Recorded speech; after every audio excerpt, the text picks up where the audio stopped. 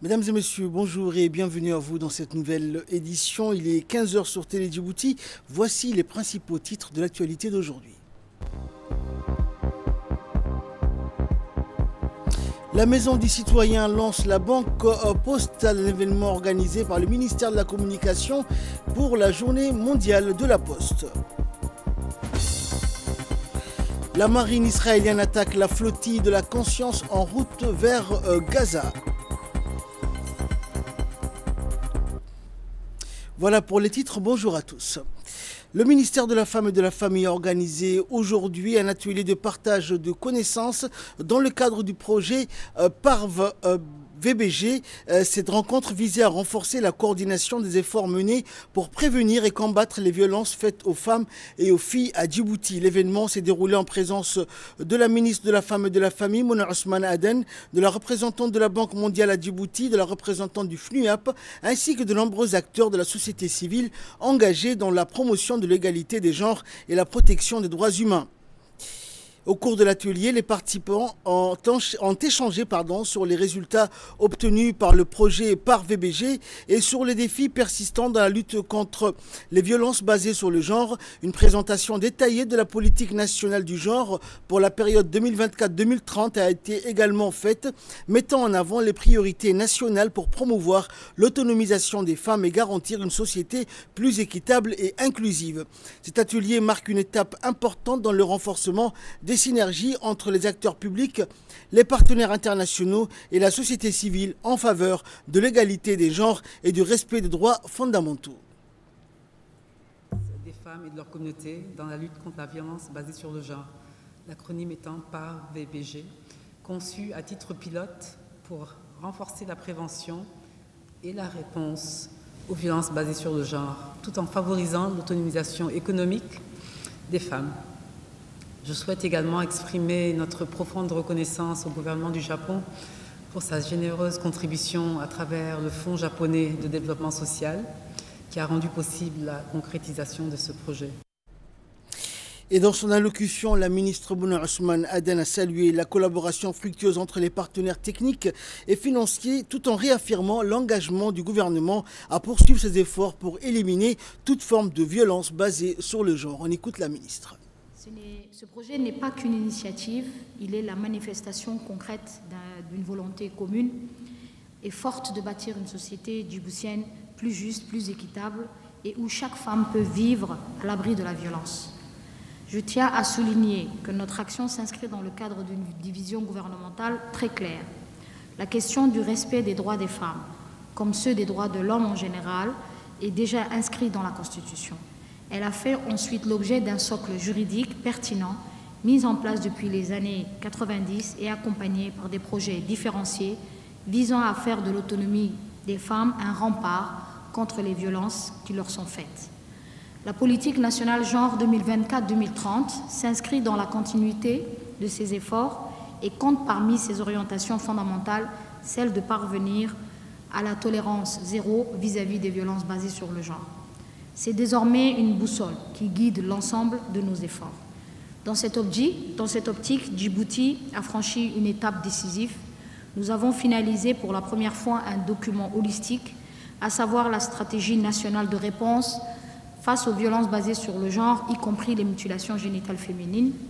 C'est un document stratégique complet et concerté et qui sera incessamment adopté officiellement. Son implantation marquera une accélération significative de notre lutte contre ce fléau.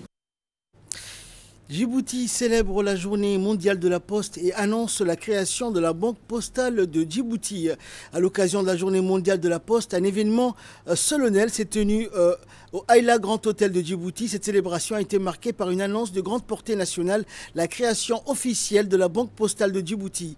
Placée sous le patronage du ministre de la Communication, chargé des postes et des télécommunications, Radouane Abdoulaye Bahdoun, la cérémonie a réuni un large panel de personnalités et parmi les invités, invités de marque figuraient notamment plusieurs membres du gouvernement, le directeur de la Poste de Djibouti, le directeur de l'Agence française de développement, le directeur du groupe La Poste France, ainsi que l'ensemble des partenaires stratégiques. Cette initiative portée par la Poste de Djibouti avec l'appui constant de l'AFD et du groupe La Poste France s'inscrit pleinement dans la dynamique de la vision Djibouti 2035 impulsée par le président de la République, Ismaël Omar Guelleh. L'objectif affiché est clair, favoriser une inclusion économique à large échelle, moderniser les services financiers et rapprocher la banque des citoyens. Et grâce à la mobilisation de nos partenaires et à l'engagement de nos équipes, nous posons aujourd'hui les bases solides d'une banque publique au service de tous les Djiboutiens, a déclaré le ministre Radouane Abdullahi Bahdan dans son discours. La future banque postale de Djibouti veut être une banque moderne, ouverte à tous, fiable et facile à utiliser, présente partout dans le pays. Le directeur de l'Agence française de développement et celui du groupe La Poste France ont également pris la parole pour saluer l'aboutissement de ce projet stratégique. Nous les écoutons. 2 années de travaux entre les équipes projets de La Poste de Djibouti et du groupe La Poste et de la Banque Postale. Il y a 5 jalons importants donc pendant 2 années, avec il y a presque 2 ans un kick-off qui a eu lieu le 15 novembre 2013 ici à Djibouti.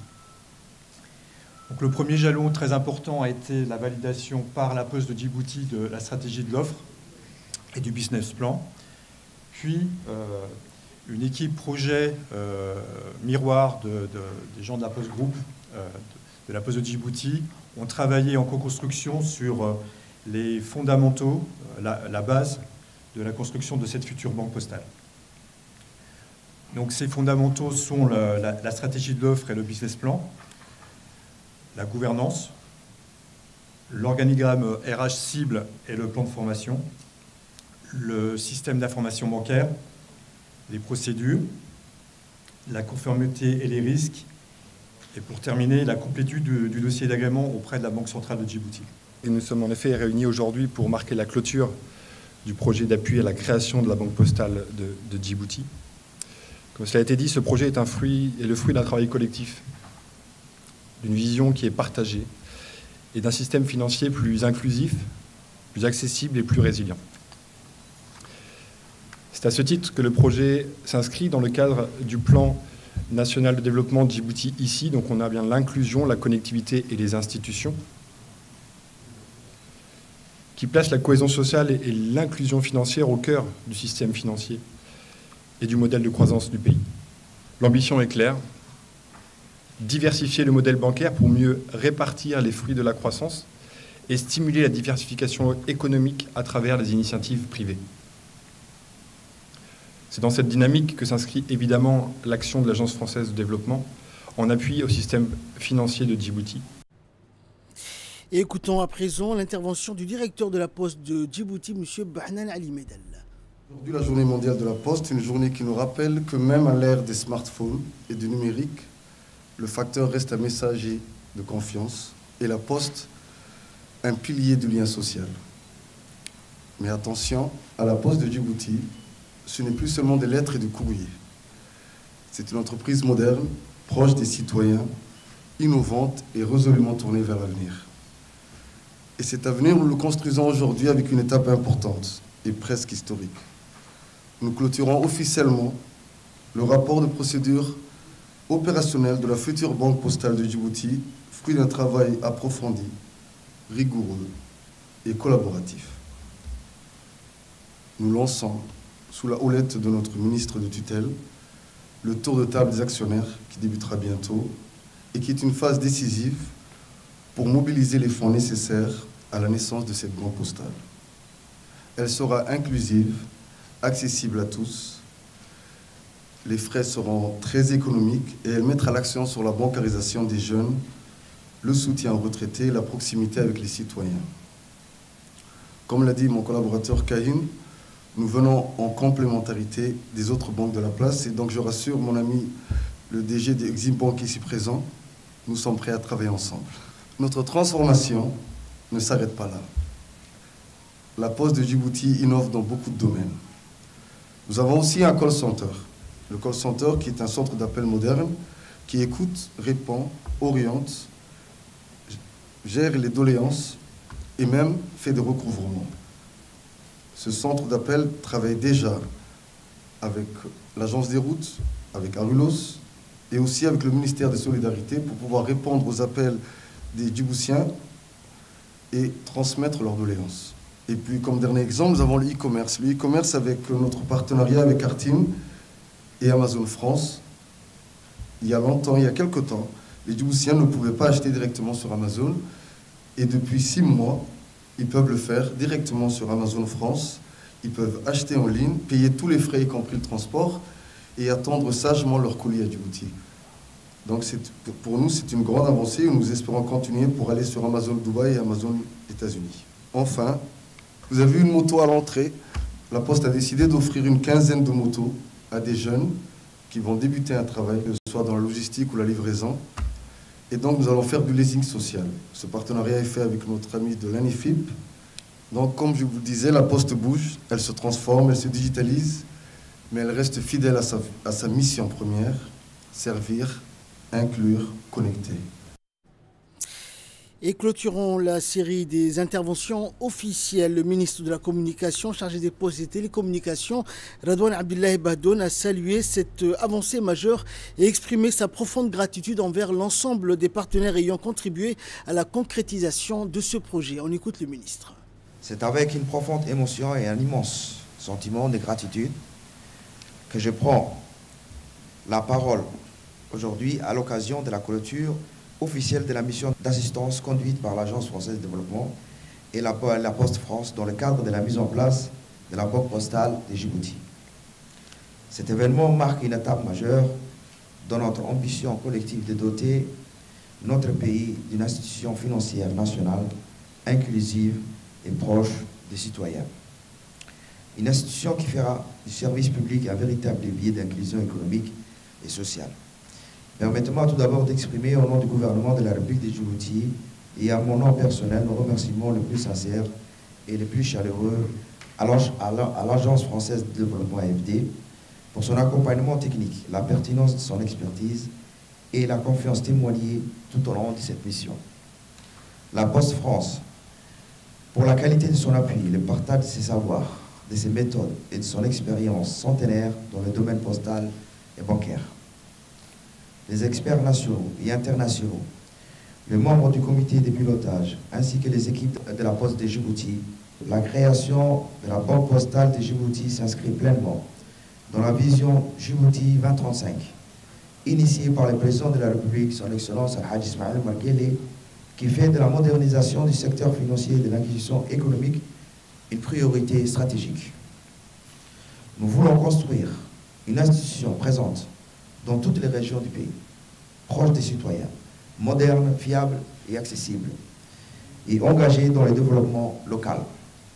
Cette banque devra permettre à chaque citoyen djiboutien, quel que soit son lieu de résidence ou sa condition, d'avoir accès à des services financiers essentiels, épargne, crédit, transfert sécurisé et moyens de paiement modernes. Elle sera aussi un outil puissant pour soutenir les petites entreprises, les agriculteurs, les commerçants et l'ensemble des acteurs de la vie économique. La rencontre aujourd'hui traduit le passage d'une idée ambitieuse à un projet concret, structuré et mûr, prêt à entrer dans sa phase opérationnelle. Et à l'issue de cette cérémonie, notre équipe sur place a recueilli les impressions positives des participants et leur engagement à soutenir ce projet. Qui permettra à tous les Djiboutiens d'avoir un compte, quelle que soit leur situation, quel que soit leur revenu. Avec des tarifs bancaires, comme l'a dit le directeur général de la Poste tout à l'heure, hyper accessibles, donc très peu chers.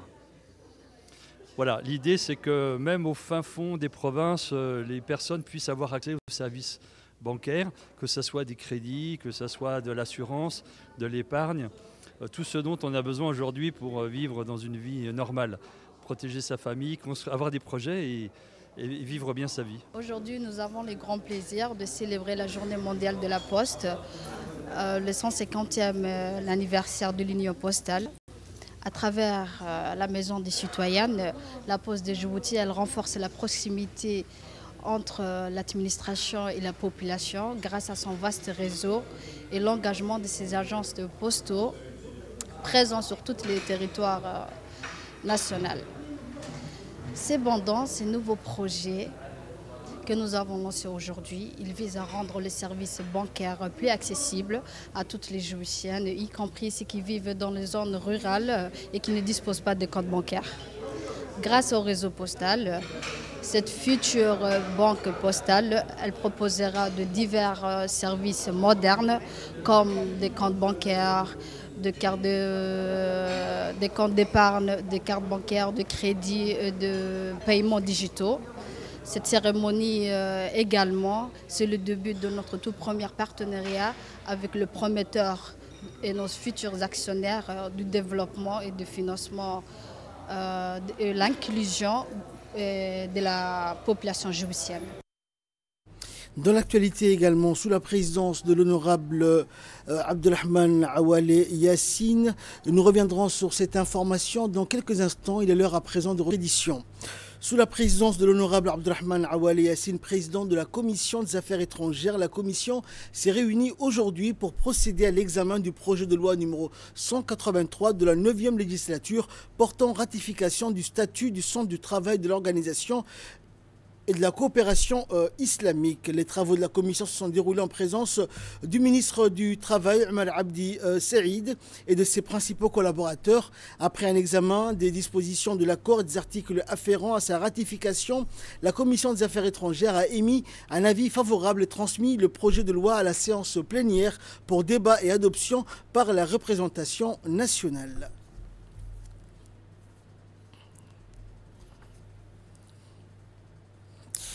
Un atelier de consultation consacré à la mise en œuvre de la Convention de Rotterdam s'est ouvert aujourd'hui au Palais du Peuple. Organisé par le ministère de l'Environnement et du Développement durable en collaboration avec le secrétariat de la Convention de Rotterdam, cet atelier se déroulera sur 2 jours, du 8 au 9 octobre. La cérémonie d'ouverture s'est tenue en présence du secrétaire général du ministère de l'Environnement, Dine Abdel Omar, représentant le ministère, ainsi que plusieurs cadres techniques et experts. Cet atelier vise à renforcer les capacités nationales en matière de gestion et de contrôle des produits chimiques dangereux et des pesticides conformément aux dispositions de la Convention de Rotterdam. Celle-ci établit une procédure de consentement préalable en connaissance de cause applicable à certains produits chimiques et pesticides dangereux faisant l'objet d'un commerce international. Durant ces 2 jours de travaux, les participants échangeront sur les mécanismes de mise en œuvre de la Convention, des bonnes pratiques en matière de réglementation ainsi que sur les moyens de coordination entre les institutions nationales concernées. Écoutons pour plus de précision l'intervention du secrétaire général du ministère de l'Environnement. L'objectif est clair, protéger la santé humaine et l'environnement contre les risques liés à l'utilisation et au commerce de ces produits. La République de Djibouti, qui a ratifié la Convention en 2004, réaffirme aujourd'hui sa volonté de mettre en œuvre de manière effective, à travers le renforcement du cadre institutionnel, juridique et technique, de la gestion des produits chimiques dangereux. L'atelier qui nous réunit aujourd'hui s'inscrit dans le cadre du projet de renforcement des capacités pour la mise en œuvre de la Convention de Rotterdam à Djibouti, financée par l'Union européenne et mise en œuvre par le ministère de l'Environnement avec l'appui du secrétariat des conventions de Bâle, de Rotterdam et de Stockholm. Cette rencontre marque une étape importante dans la démarche nationale visant à renforcer les capacités des parties prenantes dans la gestion des produits chimiques dangereux, clarifier les rôles institutionnels et les responsabilités des acteurs concernés, identifier les lacunes réglementaires et opérationnelles et élaborer une feuille de route nationale pour une mise en œuvre cohérente et coordonnée de la Convention de Rotterdam à Djibouti. Les produits chimiques sont devenus indispensables dans nos activités économiques, industrielles et agricoles. Cependant, leur mauvaise gestion peut entraîner des conséquences graves sur la santé des populations, la qualité de nos ressources naturelles et la préservation de notre environnement.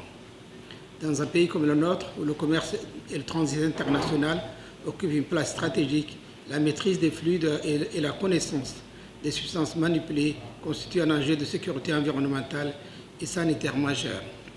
C'est pourquoi notre objectif collectif doit être de bâtir une gouvernance nationale solide et intégrée en matière de gestion des produits chimiques dangereux. Direction le sud du pays où le préfet de la région de Dikil, Hassan Abdiroublé, a chaleureusement accueilli la secrétaire générale de l'Union nationale des femmes djiboutiennes, Fatouma Moussa, ainsi que les membres de sa délégation dans ses locaux. Cette visite s'inscrit dans le cadre du programme national d'alphabétisation qui entame sa 8e année. À cette occasion, une réunion de concertation s'est tenue dans la salle de réunion de la préfecture réunissant plusieurs acteurs clés impliqués dans le programme. La réunion a été coprésidée par le préfet de Dikil et la secrétaire générale de l'UNFD et le programme national d'alphabétisation coordonné par l'UNFD en partenariat avec le ministère de l'Éducation nationale, le ministère de la Femme et de la Famille, le ministère des Affaires sociales et des Solidarités et en collaboration partielle avec le ministère de l'Agriculture a pour objectif de réduire le taux d'analphabétisme, de promouvoir l'autonomisation des femmes et des jeunes filles et de favoriser leur intégration socio-économique à travers l'éducation.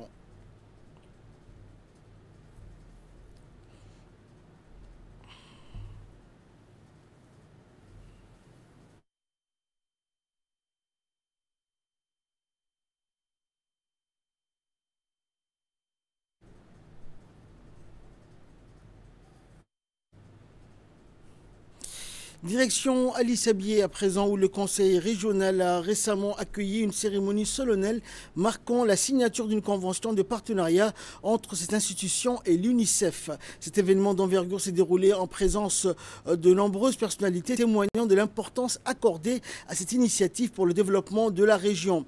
Et parmi figurait la cérémonie le préfet de la région Abdelmalik Mohamed Banoïta, le président du conseil régional Sharmak Hassan Al-Alé, ainsi que la représentante de l'UNICEF à Djibouti.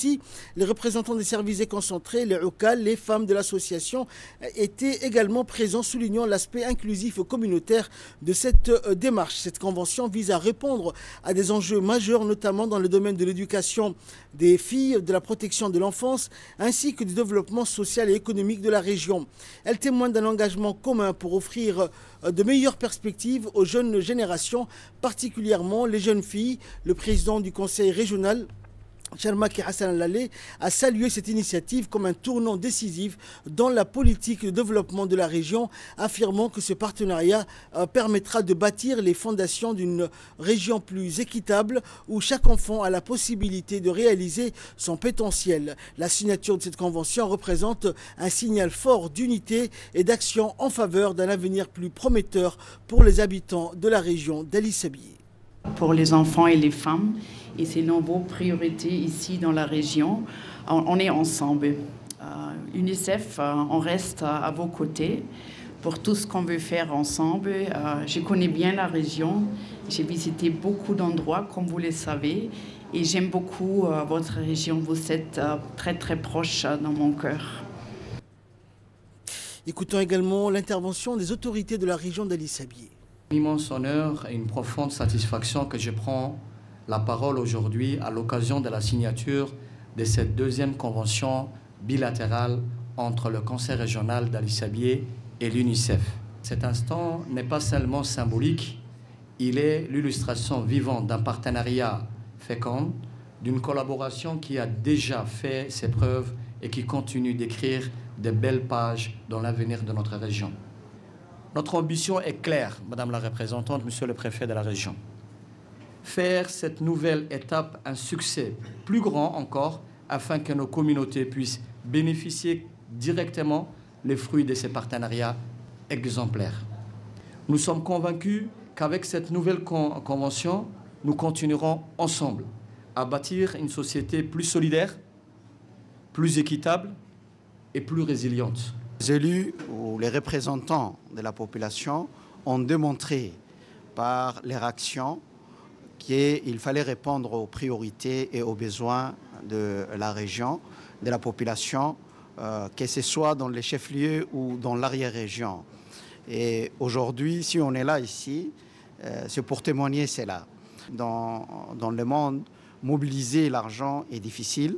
Donc j'espère qu'on va utiliser à bon escient le peu de moyens qui ont été plus ou moins mobilisés pour qu'on puisse répondre aux priorités, que ce soit au niveau de la santé, au niveau de l'éducation. Et je sais qu'il faut qu'on travaille tous ensemble. Si on est là aujourd'hui, que ce soit les services déconcentrés de l'État, que ce soit la préfecture, que ce soit les forces de défense et de sécurité. Cela montre qu'on est un seul corps. On est un seul corps au service de notre communauté pour qu'on puisse au moins améliorer, ne serait-ce, leurs conditions de vie. C'est notre priorité. En tout cas, merci encore une fois, Madame la représentante. En nouvelle régionale, à présent, le ministère éthiopien du commerce et de l'intégration régionale a annoncé qu'Éthiopie lancera officiellement le programme de la zone de libre-échange continentale africaine le 9 octobre, demain, dans le but de renforcer l'intégration économique régionale. Le ministre d'État au commerce et de l'intégration régionale, Yasmine Ouahaberebi, a indiqué que l'Éthiopie faisait partie des premiers pays africains à ratifier l'accord de la ZLECA, reflétant ainsi son engagement à développer le commerce, les investissements et à stimuler la croissance économique dans divers secteurs clés. Le programme permettra d'ouvrir de nouveaux marchés, d'accroître les opportunités d'investissement et de renforcer les chaînes d'approvisionnement régionales au bénéfice des entreprises, des entrepreneurs et des jeunes. La marine israélienne a attaqué tôt aujourd'hui plusieurs navires de la flottille de la Conscience, un convoi humanitaire international se dirigeant vers la bande de Gaza alors qu'il naviguait dans les eaux internationales à environ 120 miles nautiques des côtes de Gaza, dans le cadre d'une tentative de briser le blocus imposé au territoire depuis plus de 18 ans.